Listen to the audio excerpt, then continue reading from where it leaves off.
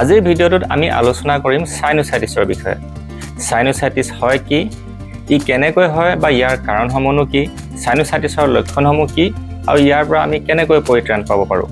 লগতে সাইনোসাইটিছ হ'লে অপাৰেশ্যনৰ প্ৰয়োজন হয় নে নহয়, এই সকলোখিনি কথা আজি আমি ভালদৰে আলোচনা কৰিম।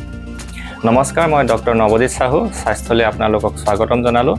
আশা কৰোঁ ভিডিঅ'টো শেষলৈকে চাব আৰু যদি ভাল লাগে তেন্তে আনলৈকো শ্বেয়াৰ কৰি দিব, যাতে তেওঁলোকৰ বেনিফিট হয়। যদি আপুনি নতুন হয় তেন্তে চেনেলটো ছাবস্ক্ৰাইব কৰি ল'ব। আহক আমি পলম নকৰি ভিডিঅ'টো ষ্টাৰ্ট কৰোঁ আৰু সাইনোসাইটিছৰ বিষয়ে জানিব লগা কথাবিলাক ভালদৰে জানি লওঁ।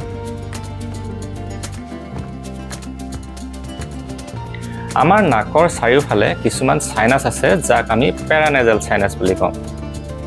এতিয়া সকলোৰে মনত এটা প্ৰশ্ন হ'ব পাৰে যে এই সাইনাছবিলাক প্ৰকৃততে হয়নো কি? এই পেৰানেজেল সাইনাছবিলাক আমাৰ স্কাল বা লাওখোলাটোৰ ভিতৰত বতাহ সোমাই থকা কিছুমান খালী ঠাই।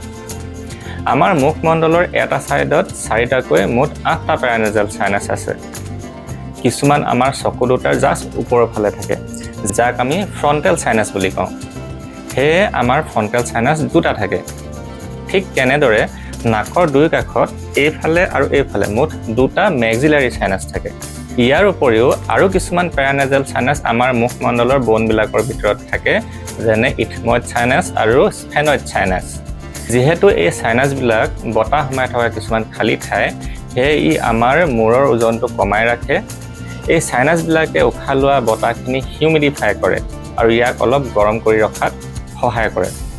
ইয়াৰ উপৰিও ই আমাৰ ভইচৰ ৰিজনেঞ্চত সহায় কৰে।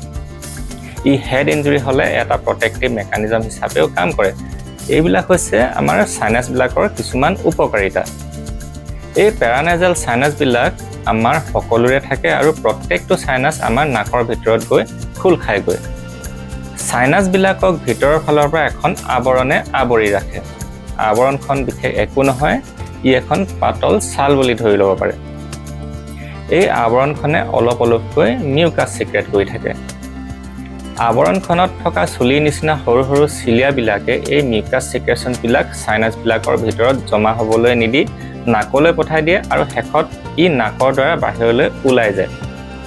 যেতিয়া এই সাইনাছবিলাকৰ ভিতৰৰ আৱৰণখনৰ ইনফ্লেমেশ্যন বা ইনফেকশ্যন হয়, তাকে সাইনোসাইটিছ হোৱা বুলি কোৱা হয়।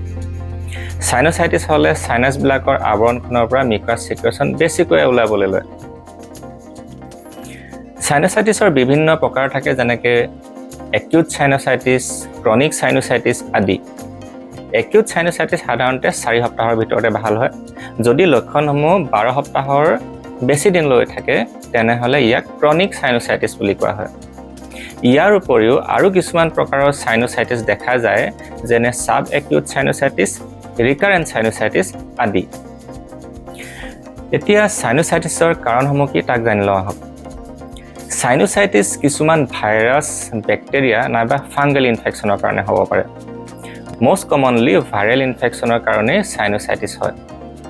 কেতিয়াবা সাইনাছবিলাকৰ অপেনিং বা ৰাস্তাটো যদি কোনো কাৰণত বন্ধ হৈ থাকে, তেন্তে ইয়াৰ ভিতৰত ছিক্ৰেশ্যনবিলাক নাকৰ দ্বাৰা বাহিৰলৈ ওলাই আহিব নোৱাৰে আৰু সাইনাছবিলাকৰ ভিতৰতে ছিক্ৰেশ্যনবিলাক লাহে লাহে জমা হ'বলৈ লয় আৰু তাত ইনফেকশ্যন হ'বলৈ আৰম্ভ হয়।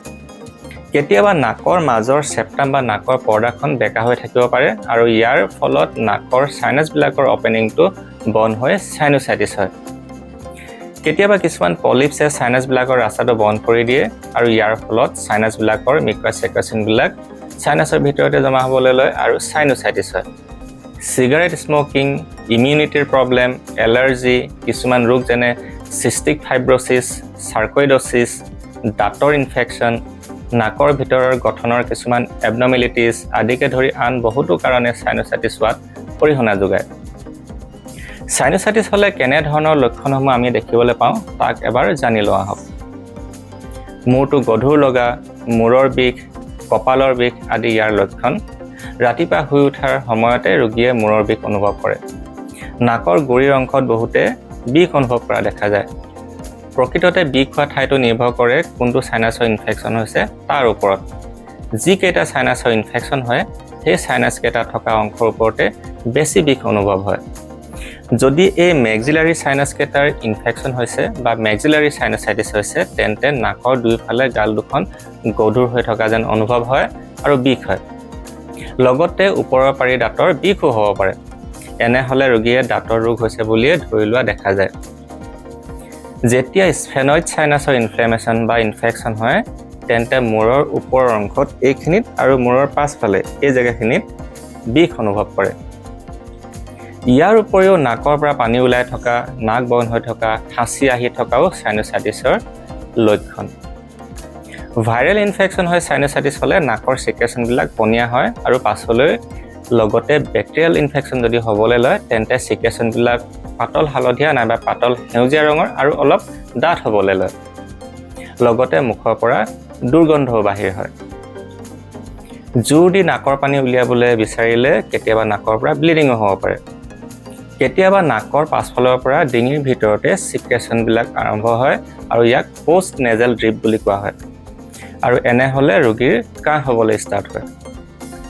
লগতে কেতিয়াবা ফেৰিনজাইটিছ হয়, যিটো আমি চ'ৰ থ্ৰ'ট বুলি কওঁ, এনে হ'লেও কাহ হোৱা দেখা যায়। ৰোগীয়ে নাকেৰে গোন্ধ নোপোৱা হ'ব পাৰে আৰু কেতিয়াবা লগতে জ্বৰো হ'ব পাৰে। ভাইৰাছ ইনফেকশ্যনৰ কাৰণে চাইনোচাইটিছ হ'লে গাৰ বিষ হোৱা দেখা যায় আৰু ই সাধাৰণতে নিজে নিজে ভাল হয়। এতিয়া চাইনোচাইটিছ হ'লে আমি কি কৰিব লাগে তাক এবাৰ জানি লওঁ আহক। মুখৰ যি অংশত বিষ হৈছে তাত চফা টাৱেল ব্যৱহাৰ কৰি পাতলকৈ গৰম সেক দিলে ৰোগীয়ে বহু আৰাম অনুভৱ কৰে। খোৱাৰ সময়ত যদি নাক বন্ধ থাকে তেন্তে যি ফালৰ নাকৰ বিন্ধা বন্ধ আছে তাৰ বিপৰীত ছাইডে হ'লে, যদি আপুনি তাৰ বিপৰীত ছাইডে কাটি হৈ শুৱে তেনেহ'লে বন্ধ নাকৰ ছিক্ৰেশ্যনবিলাক বাহিৰলৈ ওলাই আহিবলৈ সুবিধা পায় আৰু ই লাহে লাহে বন্ধ নাকটো খোলাত সহায় কৰে। যদি বন্ধ নাক খোল নাখায় তেনেহ'লে নাকৰ পলিপছ নাইবা নাকৰ পৰ্দা বেকা হৈ নাকটো বন্ধ কৰি ৰখাৰ সম্ভাৱনাই বেছি। এনে ক্ষেত্ৰত চিকিৎসকৰ পৰামৰ্শ ল'ব লাগে। এটা বহু পুৰণি পদ্ধতি আছে যাক কোৱা হয় নেটিপট টেকনিক। ইয়াত এটা বিশেষ পাত্ৰৰ দ্বাৰা, যাক নেটিপট বুলি কোৱা হয়, সেই নেটিপটৰ সহায়ত নাকৰ এটা বিন্ধাইদি পানী সোমাবলৈ দি আনটো বিন্ধাইদি পানীখিনি ওলাই যাবলৈ দিয়া হয়। ইয়াৰ বাবে 200 ml মান পানীত অকণমান নিমখ মিহলি কৰি পানীখিনি গৰম কৰি ঠাণ্ডা হ'বলৈ দিব লাগে।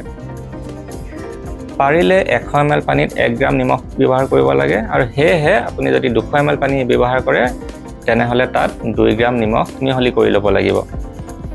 এনে নকৰি ঔষধৰ দোকানত পোৱা নৰ্মেল চেলাইনো আপোনালোকে ব্যৱহাৰ কৰিব পাৰে। নেটিপট টেকনিক প্ৰয়োগ কৰিলে নাকৰ ভিতৰৰ ধূলি মাকতি নাইবা আন কোনো এলাৰ্জি কৰিব পৰা পদাৰ্থবিলাক বাহিৰলৈ ওলাই নাকটো চফা হয়। ইয়াৰ লগতে নাকৰ ভিতৰত জমা হৈ থকা মিউকাছ বা আন ছিক্ৰেশ্যনবোৰো বাহিৰলৈ ওলাই আহে আৰু কম পৰিমাণে হ'লেও চাইনোচাইটিছৰ বিষ কমাই দিব পাৰে। ই এটা বহু কাৰ্যকৰী পদ্ধতি আৰু ইয়াক দিনত আপুনি 2 পৰা 3 বাৰ কৰিব পাৰে। ইয়াৰ উপৰিও দিনত 2-3 বাৰ ষ্টিম ইনহেলেশ্যন ল'ব লাগে। ষ্টিম ইনহেলেশ্যনৰ ব্যৱহাৰে আমাৰ নাকৰ ভিতৰৰ নমনীয়তা বজাই ৰাখে আৰু নাকৰ ভিতৰৰ ড্ৰাইনেছ কমাই ৰাখে। লগতে ই নাকৰ ভিতৰত এটা কুলিং ইফেক্টৰ সৃষ্টি কৰে আৰু সেয়ে ৰোগীয়ে বহু আৰাম অনুভৱ কৰে। ষ্টিম ইনহেলেশ্যনৰ বাবে ব্যৱহাৰ কৰা পানীত অলপ মেন্থল মিহলি যদি কৰি লয় তেনেহ'লে আৰু ভাল ফল পোৱা যায়। ষ্টিম ইনহেলেশ্যন কিডছ বা সৰু ল'ৰা ছোৱালীক ৰিকমেণ্ড কৰা নাযায়, কাৰণ ই বেছি গৰম হ'লে নাকৰ ভিতৰত বাৰ্ণ ইঞ্জুৰিও কৰিব পাৰে। ষ্টিম ইনহেলেশ্যন নাকটো চফা কৰাৰ পাছত কৰিলে ভাল ফল পোৱা যায়, সেয়ে নেটিপট পদ্ধতি ব্যৱহাৰ কৰাৰ পাছত ষ্টিম ইনহেলেশ্যন কৰিলে ভাল। ইয়াৰ লগতে পানী খাই শৰীৰটো হাইড্ৰেট কৰি ৰাখিব লাগে। পানী কুহুমীয়াকৈ গৰম কৰি খাব লাগে। আৰু কিছুমান কথা আমি মানি চলিলে ভাল, যেনে বেছি দেৰিকৈ গা ধুব নালাগে, যিমান পাৰি সোনকালে গা ধুব লাগে আৰু মূৰৰ অংশটো শেষত ধুব লাগে যাতে বেছি সময় ই পানীৰ সংস্পৰ্শত নাহে। গা ধোৱাৰ পাছত চুলিখিনি চাফা টাৱেল বা গামোচা ব্যৱহাৰ কৰি ভালদৰে শুকুৱাই ল'ব। চুলিখিনি পাৰিলে অলপ ৰ'দ লৈ শুকুৱাব পাৰিলে ভাল। ডাইৰেক্ট ফেন নাইবা AC ৰুমত থাকি চুলি শুকুৱাবলৈ চেষ্টা নকৰিব, ই চাইনোচাইটিছৰ প্ৰব্লেমটো বঢ়াইহে দিব। কোল্ড ড্ৰিংকছ চাইনোচাইটিছ হৈ থকা লোকৰ বাবে খুবেই বেয়া আৰু ইয়াক এভইড কৰিব। গৰমৰ সময়ত বাৰে বাৰে ফ্ৰিজৰ পানী নাখাব। প্ৰয়োজন হ'লে চিকিৎসকৰ পৰামৰ্শ মতে এণ্টিবায়'টিক্স, বিষৰ ঔষধ, এলাৰ্জি নাইবা আন ঔষধ ল'বলগীয়াও হ'ব পাৰে। নাকৰ পানী বেছি ওলাই থাকিলে চিকিৎসকে কেতিয়াবা নেজেল ডিকনজেষ্টেণ্ট নিজৰ নিদান পত্ৰত লিখা দেখা যায়। ইয়াক নাকৰ স্প্ৰে নাইবা টেবলেট হিচাপেও ব্যৱহাৰ কৰা যায়। যদি কমপ্লিকেশ্যনছ হয় নাইবা যদি চাইনাছবিলাক ঠেক বা সৰু হৈ যদি বাৰে বাৰে অসুবিধা কৰি থাকে, নাইবা নাকৰ ডাঙৰ যদি পলিপছ থাকে তেন্তে চাৰ্জাৰীৰ প্ৰয়োজন হ'ব পাৰে। আশা কৰোঁ আপোনালোকে আজি বহুতো নতুন আৰু নজনা কথা জানিব পাৰিলে। আজিলৈ ইয়াতে সামৰিছোঁ। এটা নতুন ভিডিঅ'লৈ মই আকৌ আহিম। আপোনালোক সকলোৱে স্বাস্থ্যৱান হৈ থাকক, হেল্ডি হৈ থাকক। নমস্কাৰ।